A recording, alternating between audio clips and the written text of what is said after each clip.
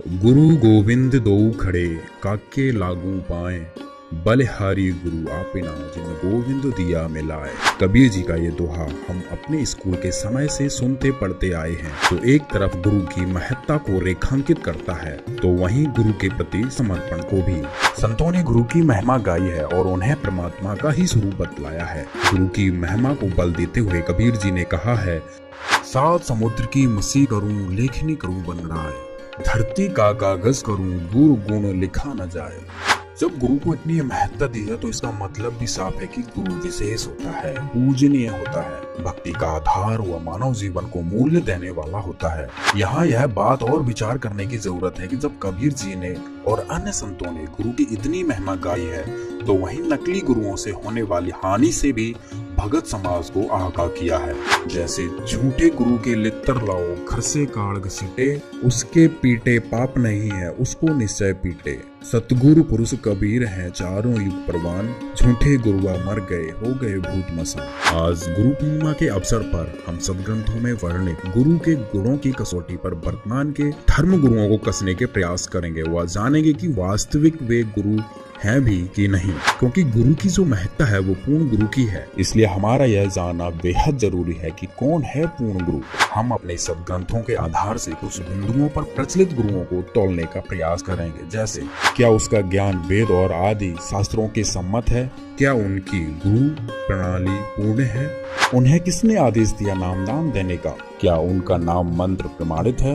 इन सभी बिंदुओं पर जो पूरा उतरेगा वह पूर्ण गुरु है। चलिए हम अपने इस सफर को शुरू करते हैं राधा स्वामी पंथ से। राधा स्वामी पंथ का विस्तार डेरा ब्यास से लेकर जय गुरुदेव मथुरा, सच्चा सौदा सिरसा, जगमाल वाली सिरसा, डेरा भिवानी, दिनोद, सावन कृपाल मिशन दिल्ली तक फैला हुआ है। क्योंकि राधा स्वामी पंथों से दीक्षित श्रद्धालुओं ने ही ये अलग अलग पंथ स्थापित किए हैं व उनकी गुरु परंपरा मूलतः शिव दयाल जी से शुरू होती है। जब हम शिव दयाल जी को गुरु के गुणों की पैमाने की कसौटी पर कसेंगे तो वाकई के स्तर का पता अपने आप चल जाएगा। जब हम बात करें शिव दयाल जी के ज्ञान की, तो इनका ज्ञान बिल्कुल वेद विरुद्ध है। इनके शिष्य तो यहाँ तक कहते हैं कि हमें वेद गीता आदि से कोई लेना देना नहीं है, जबकि कबीर जी ने वेदों को अपनी वाणी में बार बार सत्य बतलाया है। अब हम आते हैं दूसरे बिंदु पर, क्या इनकी गुरु प्रणाली पूर्ण है। इस बारे में भी शिव दयाल जी खरे नहीं उतरते, क्योंकि उन्होंने किसी को भी गुरु नहीं बनाया, ऐसा उनकी अपनी पुस्तक में लिखा हुआ है। शिव दयाल जी ने अपनी मन मर्जी से नामदान देना शुरू किया। नामदान देने का आदेश उन्हें किसी ने नहीं दिया, मतलब कि वो नामदान देने के अधिकारी भी नहीं है। ऊपर तीनों बिंदुओं पर राधा स्वामी पंथ व इससे जुड़े सभी पंथ गलत साबित हुए और इनके नाम मंत्र भी गलत हैं। जिन महापुरुषों का मोक्ष हुआ, जैसे नानक देव जी, घीसा दास जी, धर्मदास जी आदि ने इन मंत्रों का कभी जाप नहीं किया जो राधा स्वामी पंथ के श्रद्धालुओं को दिए जाते हैं। यही दशा इस पंथ से निकले अन्य सभी पंथों की है, जिनका न ज्ञान शास्त्र आधारित है न नाम। जैसे सच्चा सौदा सिरसा भी यहीं से निकला पंथ है, जिसमें अकाल मूर्त शब्द स्वरूपी राम सत्य पुरुष मंत्र जाप के लिए दिए जाते हैं, जो कहीं भी प्रमाणित नहीं है। इनकी क्रियाएं भी जैसे फिल्मी गाने, नाचना गाना आदि किसी भी पैमाने पर भक्ति के आसपास नहीं है। इस प्रकार गुरु गुणों की कसौटी पर राधा स्वामी पंथ और उससे जुड़े सभी पंथ फैल हुए। प्रिय दर्शकों, हम साथ ही यह भी बता देना चाहते हैं कि हमारा उद्देश्य किसी भी प्रकार से दुख पहुंचाना नहीं, बल्कि सत्य को आप तक पहुंचाना है। इस कारण हमारे इस परमार्थी प्रयास को अन्यथा मत लें। गुरु जांचने के सफर में हम आ गए हैं श्री आसाराम जी के पास। आसाराम जी का ज्ञान वेदों से नहीं मेल खाता, और जिसका ज्ञान वेदों से मेल नहीं खाता वो पूर्ण गुरु कैसे हो सकता है। अपने पवित्र पुराणों में भी देवताओं के आपसी संवाद में वेद की महत्ता सत्यता का जिक्र है। कबीर जी भी कहते हैं, वेद कतेब झूठे नहीं भाई, झूठे हैं जो समझे ना है। मतलब कि वेद से हटकर ज्ञान देने वाला गुरु सत्य नहीं हो सकता। तो फिर आसाराम जी भी इस कसौटी पर फेल हुए। सुधांशु जी महाराज, जो विश्व जागृति मिशन के संस्थापक हैं, के साथ भी लाखों श्रद्धालु जुड़े हुए हैं, लेकिन जब इनके ज्ञान को सदग्रंथों के प्रकाश में तोला गया तो इनके गुरु होने के बारे में भी प्रश्न चिन्ह लगा दिए। सतगुरु वो होता है जो शास्त्रों के ज्ञान को आगे बढ़ाए, लेकिन सुधांशु जी तो शास्त्रों का नाम लेकर मनमाना आचरण ही भगत समाज को बतला रहे हैं। सुधांशु जी तीनों देवताओं ब्रह्मा, विष्णु, महेश जी की पूजा दृढ़ करते हैं इसका वर्णन न गीता जी में है न वेदों में, बल्कि गीता जी में तो इनकी पूजा करने वालों को मूर्ख व नीच कहा है। अब आगे आप समझदार हैं, निर्णय खुद कर सकते हैं। अब बात करते हैं निर्मल बाबा। निर्मल बाबा से तो आप अच्छी तरह परिचित हैं ही कि क्या साधना बताते हैं। हरी चटनी के साथ समोसा खाओ, पत्नी को कहीं घुमा के लाओ, भैरव बाबा को दारू पिलाओ, आदि आदि। अब ये तो ना भक्ति के पास है ना भगवान की, बल्कि इस तरह के गुरु तो साधक के मानव जीवन के घोर नाशक हैं, क्योंकि ये ना तो अपने भक्तों के हृदय में मानव जीवन की महत्ता स्थापित कर सकते हैं, न अपने कल्याण का और न उनके कल्याण का मार्गदर्शन, क्योंकि ये खुद ही भ्रमित हैं। इनका ज्ञान वेदों से या किसी भी संत से नहीं मिलता, या यूं कहें इन्हें ज्ञान है ही नहीं, तो गुरु कहे के हैं। अब बात करते हैं महर्षि दयानंद जी की। महर्षि दयानंद जी को तो बहुत से लोग अपना आध्यात्मिक आदर्श मानते हैं। वह उनके द्वारा लिखी गई सत्यार्थ प्रकाश को अपना भक्ति का आधार मानते हैं। भले ही जहाँ कहीं भी स्वामी दयानंद जी की तस्वीर हो, उसके साथ वेदों को रखा जाता है, यह मानकर कि ये वेदों के पूर्ण विद्वान थे। लेकिन जब सत्यार्थ प्रकाश को वेदों के ज्ञान की रोशनी में देखोगे तो आपको ये एक निरर्थक पुस्तक लगेगी, जो बिल्कुल वेदों के विरुद्ध है। जैसे सत्यार्थ प्रकाश में लिखा है कि परमात्मा निराकार है, जबकि वेद कहते हैं कि परमात्मा साकार है, निराकार है। स्वामी दयानंद सत्यार्थ प्रकाश में लिखते हैं कि परमात्मा साधक के पाप नाश नहीं कर सकता, जबकि वेदों में ढेरों जगह लिखा है कि परमात्मा साधक के घोर पाप का भी नाश कर सकता है। इसी तरह की और भी बहुत सी बातें प्रमाणित करती हैं कि स्वामी दयानंद का ज्ञान भी वेद विरुद्ध था।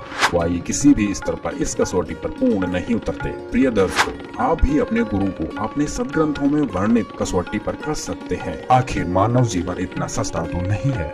अब हम बात करते हैं संत रामपाल जी महाराज जी की। हमने अपने अवलोकन में पाया कि संत रामपाल जी का ज्ञान पूरी तरह सदग्रंथों से, जैसे वेद, गीता, कुरान, पुराण, बाइबल आदि पर आधारित है। अपने सत्संगों में ये प्रोजेक्टर के माध्यम से भगत समाज को उन सभी सदग्रंथों से रूबरू करते हैं जो भक्ति के आधार है।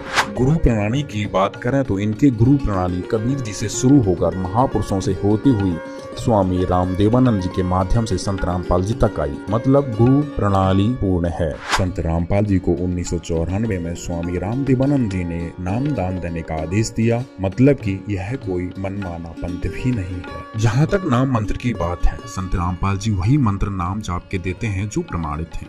वह जिन महापुरुषों का मोक्ष हुआ, उन्होंने भी इन्हीं मंत्रों का जाप किया, ऐसा संत रामपाल जी अपने प्रवचनों में प्रमाण सहित दिखलाते हैं। आज के अपने विश्लेषण में हमने देखा कि पूर्ण गुरु की कसौटी पर एकमात्र संत रामपाल जी ही पूर्ण उतरते हैं, क्योंकि उन्हीं का ज्ञान सभी शास्त्रों से प्रमाणित है। उनकी गुरु प्रणाली पूर्ण है।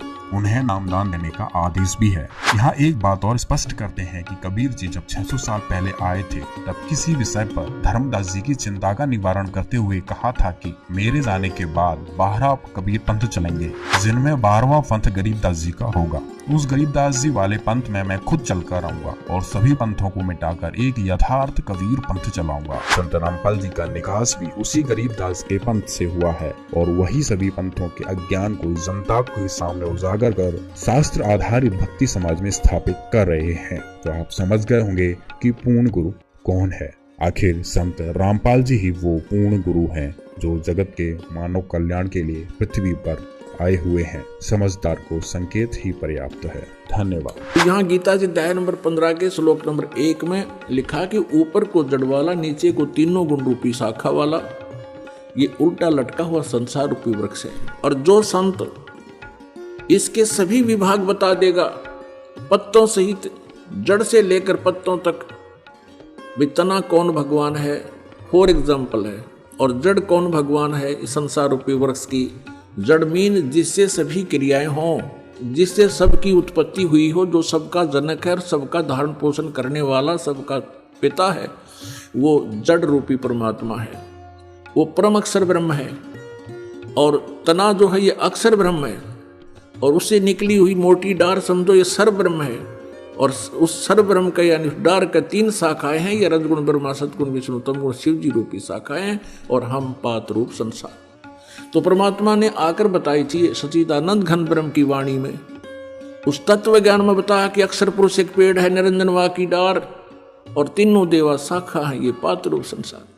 गीता ज्ञान दाता कहता है कि जब तुझे तत्वदर्शी संत प्राप्त हो जा, उसके पश्चात 15वें अध्याय के 4थे श्लोक में कहा कि उसके पश्चात परमेश्वर के उस परम पद की खोज करनी चाहिए, जहां जाने के बाद साधक फिर कभी लौटकर संसार में नहीं आते। अर्थात वो पूर्ण मोक्ष प्राप्त कर जाते हैं, उनके सब संकट मिट जाते हैं। और फिर कहता है कि जिस परमेश्वर ने अपने से अन्य परमेश्वर के बारे में कह रहा है कि जिस परमेश्वर से संसार रूपी वृक्ष की प्रवृत्ति विस्तार को प्राप्त हुई है, अर्थात जिसने सभी ब्रह्मांडों की रचना, सभी आत्माओं की रचना की है, और उसी की भक्ति कर, नथिंग एल्स। गीता ज्ञानदाता कहता है कि उसी की भक्ति कर, मैं भी उसी की शरण में हूं और सबकी पूजाएं त्याग दे तू। 15वें अध्याय के 16 और 17 में 3 प्रभु, सरपुरुष, अक्षर पुरुष और परम अक्षर पुरुष, सर्वब्रह्म, अक्षर ब्रह्म, परम अक्षर ब्रह्म, इन तीनों की जानकारी विस्तार से है। पुण्यात्माओं, गीता जी अध्याय नंबर 7 के श्लोक नंबर 5 और 7 में गीता ज्ञानदाता कहता है, मेरी भक्ति कर मुझे प्राप्त होगा, लेकिन शांति गति नहीं, युद्ध भी करना होगा, युद्ध भी कर, मेरा स्मरण भी कर। और यदि गीता जी अध्याय नंबर 18 के श्लोक नंबर 62 में कहा कि तुम परम शांति चाहिए, सनातन परम धाम चाहिए, तो उस परमेश्वर की शरण में जा। किसकी में? परम अक्षर ब्रह्म की शरण में जा। अपनी साधना बताता 8वें अध्याय के 13वें श्लोक में गीता जी में कि ओम इति एकाक्षरम ब्रह्म व्यवहारण माम अनुस्मरण ये प्रयाति तदम देहम स याति परमाम गतिम। माम ब्रह्म, मुझ ब्रह्म का केवल एक ओम मंत्र है, नथिंग एल्स। और इसका सुमरण कर अंतिम श्वास तक। इससे ओम नाम से मिलने वाली परम गति यानी ब्रह्म लोक प्राप्ति होगी। लेकिन ब्रह्म लोक में गए हुए प्राणी भी फिर जन्म मृत्यु में आते हैं, पूर्ण मोक्ष नहीं।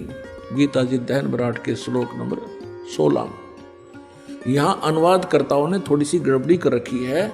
उन्होंने अनुवाद ये कर दिया कि ब्रह्मलोक पर्यंत, ये तो ठीक कर दिया कि गए हुए प्राणी भी पुनर्वर्ती में है।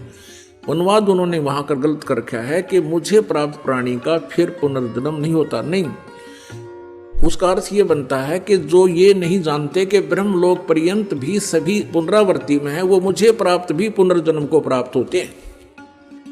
न विद्यते, विद्य का अर्थ जानना होता है, जानना भी होता है। एक अक्षर का केवल एक ही अर्थ नहीं होता। इन्होंने विद्य माने नहीं होता, ये विद्य माने होना लिख दिया। विद्य माने जानना भी होता है।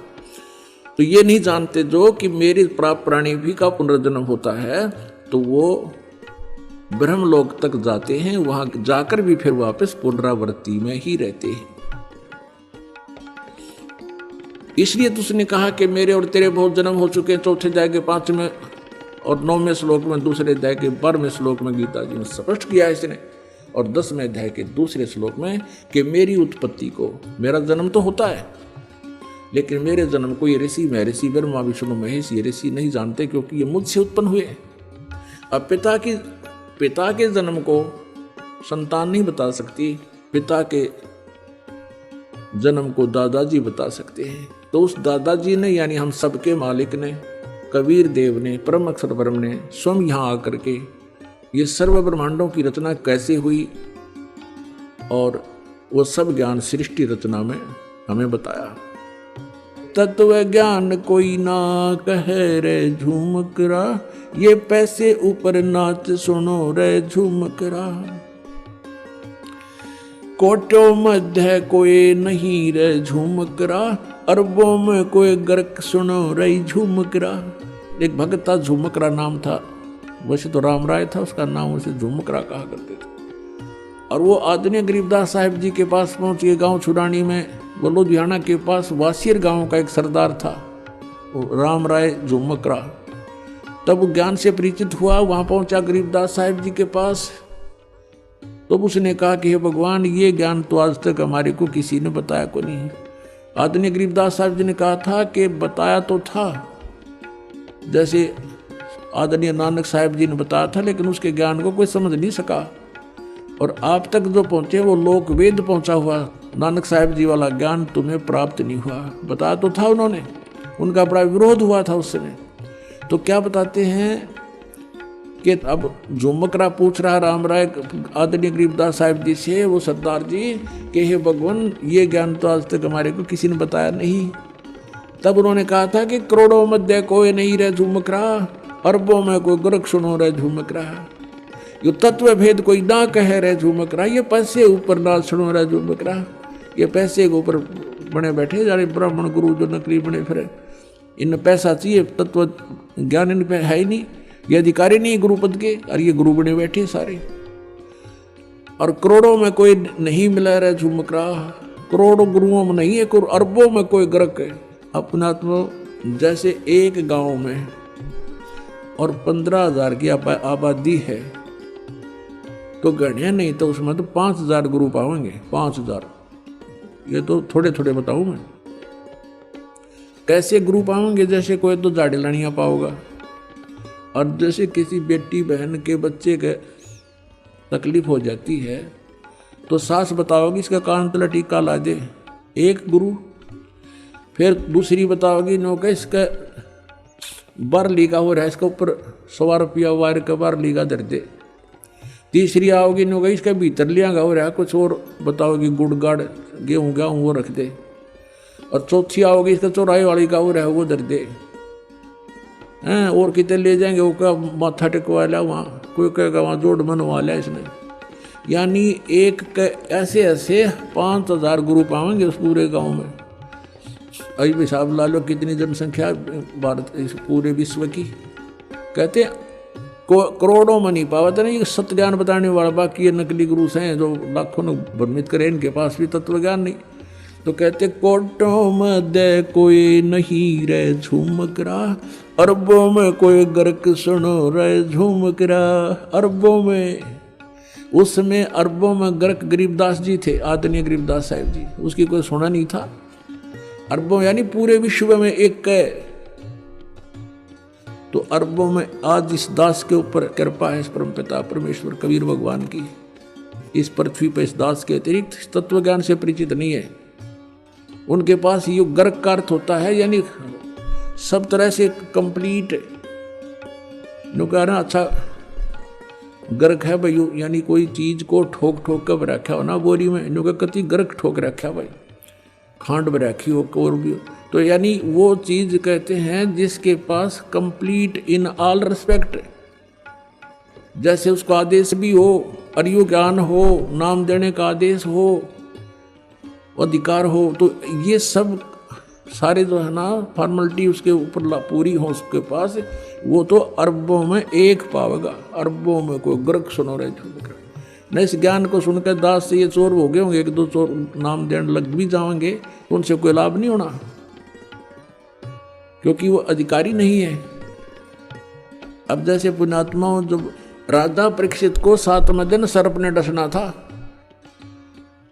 और व्यास जी ने श्रीमद् सुधा सागर यानी श्रीमद् भागवत सुधा सागर का लेखन कार्य किया था, राइटर था उसका वो। उसने भी ये कह दिया था कि मैं अधिकारी नहीं हूं ये कथा सुनाने का।